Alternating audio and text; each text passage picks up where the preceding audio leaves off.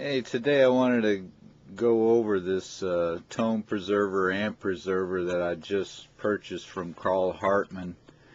He makes these just outside of Chicago.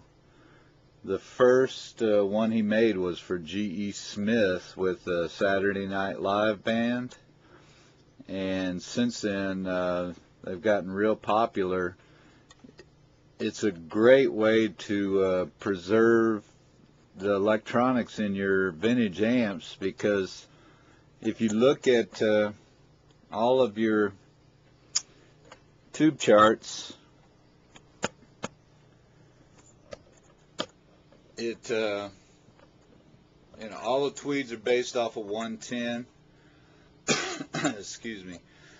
All the blackface amps are based off of 117 volts, and I'll show you right now. This has a voltmeter on the front, and it has 3 positions. Let me go back to the device. It's got 3 positions right here with the chicken head knob. You see -6, -12. That's -6 volts, -12 volts. And it also has a line position. If you go to line, you're going to see that it's running at about, those are 5 volt increments, so it's 120, around 121 volts. That's today's current that comes into your home or anywhere else. In the old days, in the 50s, it was back down to about 110. And then in the 60s, it went up to 117. So you can see with this, instead of having to take a variac with you, which most people don't do, but this is a really compact, great way. I'll show you the back here. It has a power switch. You can turn everything off with that. It's got a separate power cord, a 4-amp fuse, and then this is where you plug your surge protector or strip into. I'll show you that in a minute. But it's a great compact little device that you can take with you in your gig bag, and I use it on all my gigs to reduce the voltage on the electronics on my vintage amps, which makes them run smoother. Tones a little better on them. They're quieter. It gives them the power, the lower voltage that the electronics were originally designed for. So it's a great device. I love it. And they're not that expensive. They're about $150, $160. Takes Carl about 2 or 3 weeks to build one. He builds them per order. And it's just something that I think all vintage amp owners should probably get. And what's so great about it, I plug in all my amps, and this is kind of a electronic nightmare here, but you can see all my vintage amps are plugged into the same surge protector. This is actually the reverb. This is the 59 bassman. Most of them have replacement ends on them right now. This is the 64 vibreverb. This is the 1964 blonde piggyback bassman. This is the only cord that's still intact. That goes to my mint 64 super reverb. And this goes to the 59.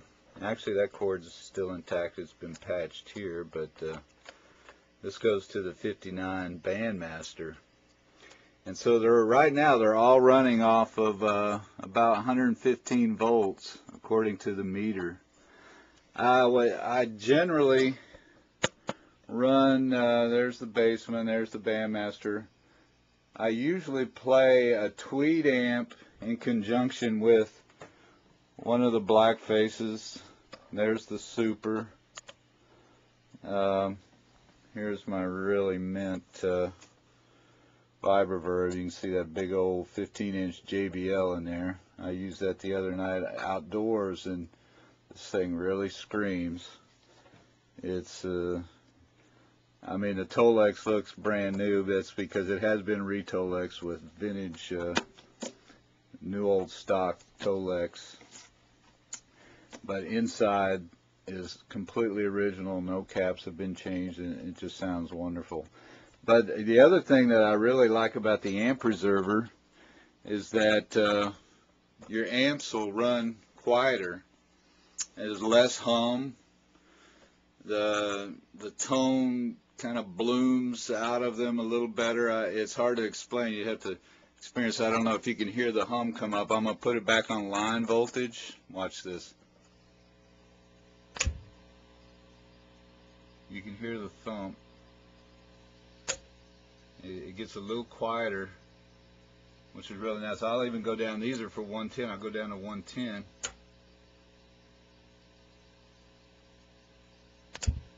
It's even quieter still. If I were just playing a tweed amp, I would put it on negative 12 volts at 110.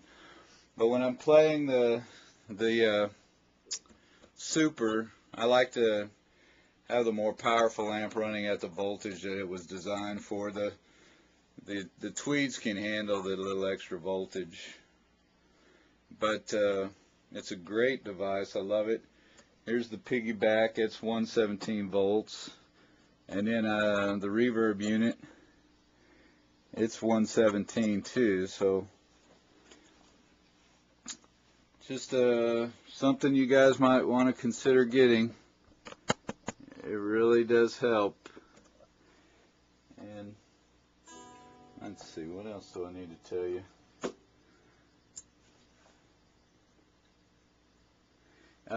Carl does have a website. Just Google Carl Hartman's amp preserver, tone preserver, or just amp and tone preserver, and you'll find him. Thanks a lot.